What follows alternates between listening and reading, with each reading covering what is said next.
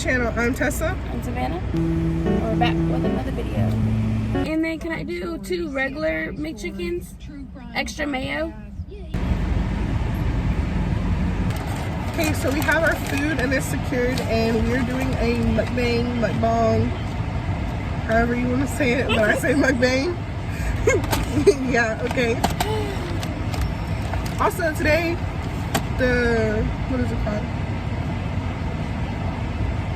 The topic is toxic relationships, in specific, our toxic relationships. So yeah. Okay, y'all, we're having technical difficulties. There you go. So today, we are talking. Don't hit us. We're talking about.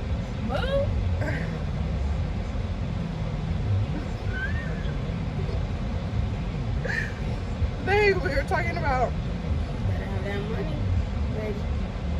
Toxic relationships we've been in.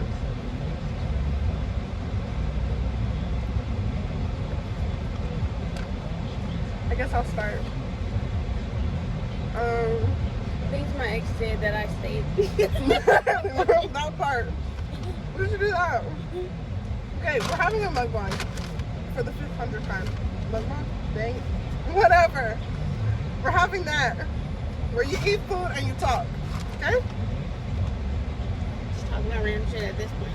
Right, at this point we should just talk about random stuff. But anyways.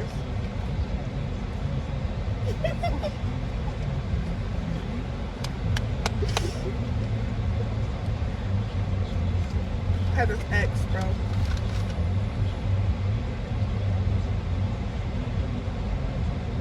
We're gonna name drop this right now, right? His name was Tristan.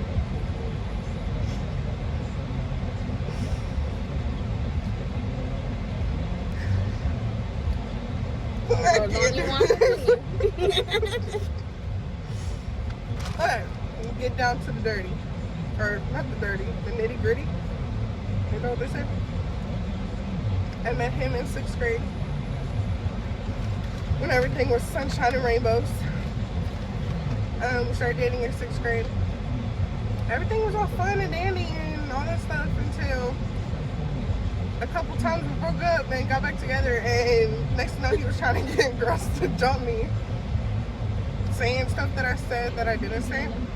Apparently, so these girls hated me all throughout middle school. Like, followed me to my bus one time trying to jump me. They didn't realize who I was in the school, so when there was other people out there to meet them, they stopped. So yeah, that's one thing that happened in the relationship, trying to get me jumped. The second thing was he was always cheating. Always. Couldn't even last 2 months without cheating.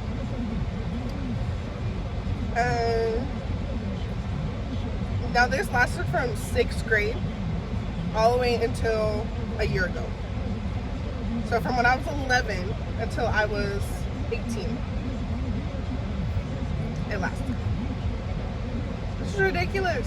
Very ridiculous. It was very toxic. Very on and off. Got anything to say about Mr. Tristan?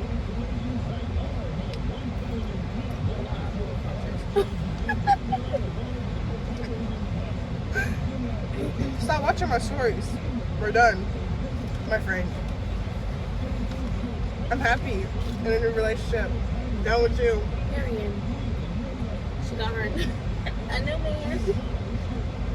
I'm happy over here. But yeah, that was my first toxic relationship. 3 years. No, I'm eating right.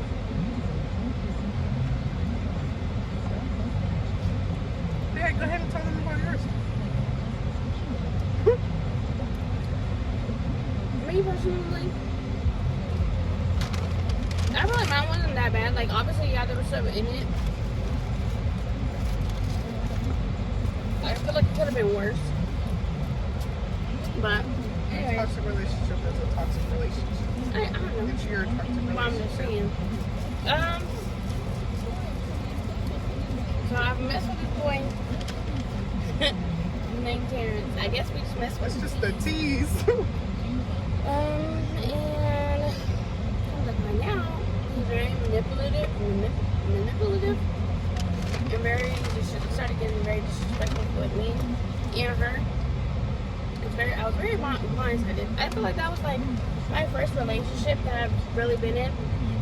This is like 3 years ago or so, probably more than 3 years ago. Excuse you. Fine. Yeah, it only lasted like I believe around like 3 months, and then he started, being disrespectful, being manipulative. I gave this man a place to live, and yet he didn't hurt me because he got kicked out. So I gave him, he had a place to stay because of me. But now I look back at it, I think his ass should have been on the streets. This man was on the streets at one point. Right. At one point, this man had us at Walmart, chasing him on foot, then getting in the car, chasing him around this like Arby's, and then we get on foot again. I don't even know why. Me neither. We get on foot again, chasing him in this field by a hotel, just to have to get back in the car and take him, or not even take him anywhere. He was still walking. And we couldn't even find him that night. Like, he disappeared and we lost him. And then caught around like 2 o'clock in the morning. Right. We were trying to save you. Mind you, he went on a street that wasn't the best of the streets to be on. And we were trying to be nice and like make sure he was good. And he just like up and left and disappeared on this road. I should have been trying to just leave him. But when a girl's in love, she's in love, and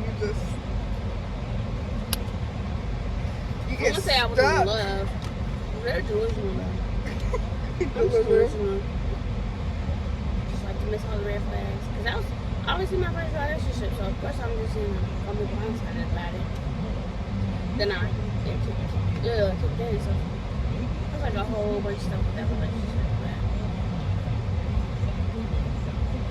That's for another day. Now my second relationship. This one I don't feel comfortable name dropping quite yet. But it was abusive, emotionally abusive for sure, mentally draining, narcissistic, manipulative, all of the above. I was a freshman, he was a junior. This is a relationship that literally tore me down to my absolute like I felt like I was nothing. I felt like I couldn't do anything without him, couldn't live without him. He made me believe all these things.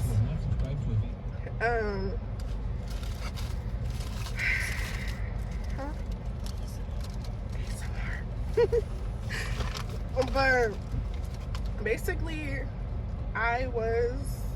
his cousin was friends with me. We were pretty close.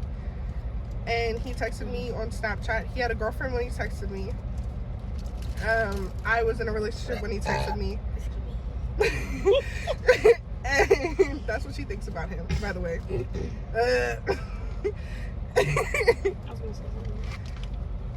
But basically, I couldn't do anything in the relationship at all.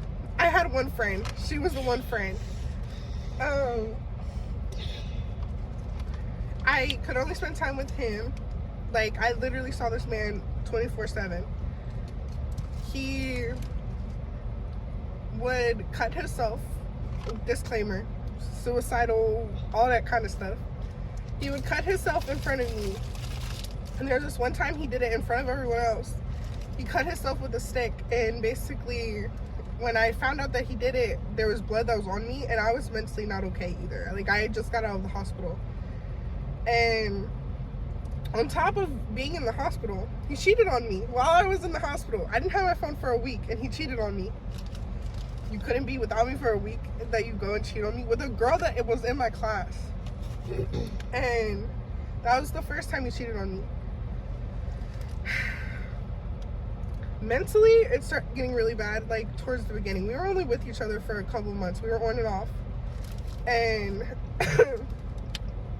mentally, it was already bad. Like, I was already a hoe. I was already a bitch. Like, oh, pardon my language. But I was already all those things.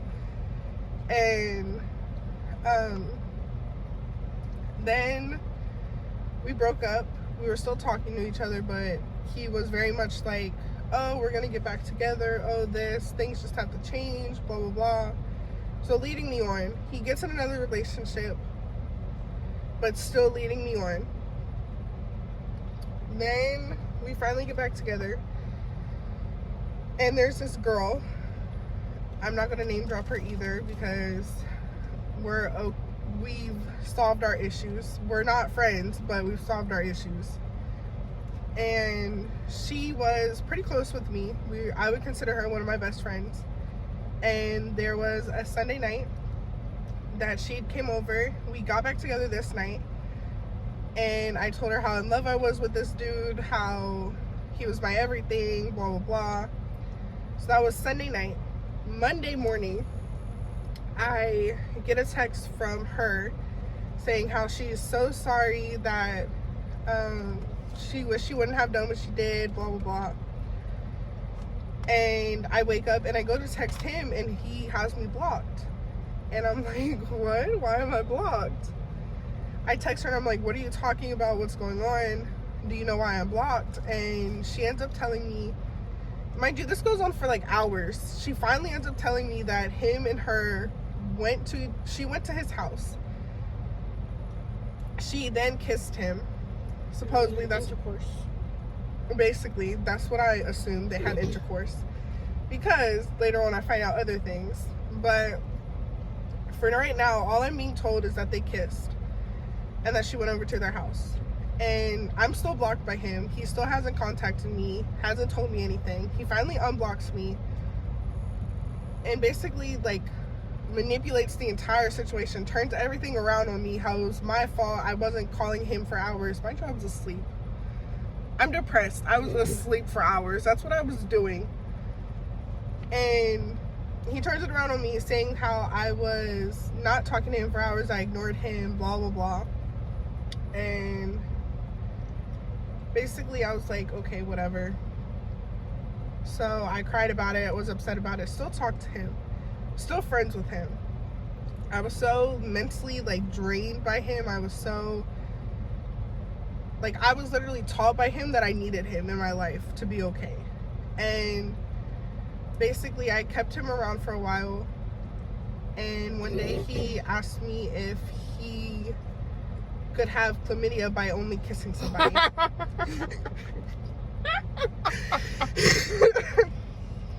That's not even funny, but payback son. Now mind you, I knew from another friend of the girl that she had chlamydia. I was told by another friend of hers that she had it at one point. And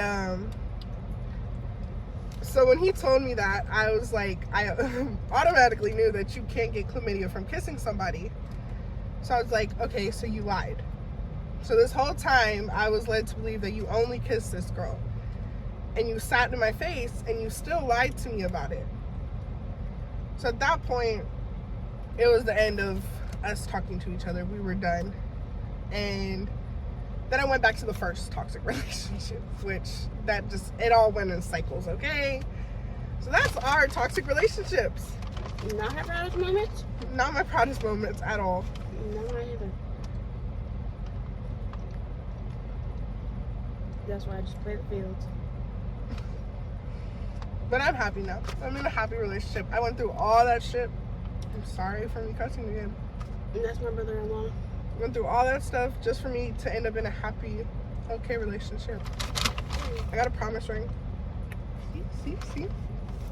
I'm happy. Very happy. It's true. You gotta kiss so many frogs to get to your prince. And I think that's very true. Because I had to kiss so many frogs to get to him. But, you know, hope this lasts forever. But yeah, we're gonna take a pause and figure out what else to talk about, and be right back. So our next topic is going to be about how we only live once. Recently we decided to make a Instagram account, but prior to that we were a little nervous to making our Instagram account, because We were worried about what people would say. About, like, people that we grew up with, stuff like that. So what do you... Never mind. I guess I'll keep talking. Since you took another bite. What? What do you think about us being nervous about people watching this and stuff like that? I mean, yeah, I'd be nervous, but as you know, I'm just like, what for? I mean, we're doing it for us. We're not doing it for anybody else. I mean, regardless of it becomes something or not. Like, these are obviously, like she said, memories and stuff like that. I mean, we're only doing this for fun, and we just be bored, literally. So really, I can see our crackhead energy, or just like as being bummy. I don't know what to call it, but yeah, this is us. Sitting here on a Thursday night, eating Mickey D's, and just talking about random stuff. I think I look at our YouTube channel as like a time capsule for when we're old, and like just want to look at what we used to be like. It's something we can look back on and be like, dang, we've come a long way. I hear that. We used to be those people that try to be my YouTube. I mean, yeah, it'd be fun if like we had people watch us, but like it's not that. We're not doing that for that reason. We're literally doing it for memory purposes, to look back on and be like, dang, we've grown up, and we've remember when we were like that, and now we're like this, and blah blah blah. But yeah, I think my nose though. me too. Yeah, I don't do my close. But yeah, we only live once, and you only have so much time to live. So if you want to make a YouTube channel, get up and make that damn YouTube channel. And go get you a best friend and do that. Right, like if you don't want to do it alone, do it with your best friend. It's really easy, like, to just pick up your phone and start it. We edit on CapCut, which literally you can use on TikTok. So, yeah. That's like 100 times. Really? But yeah, so I think we're gonna end our video here. Don't forget to like, comment, and subscribe. And we're gonna finish eating our food. And we'll see you in the next video. See you in the next video. Bye.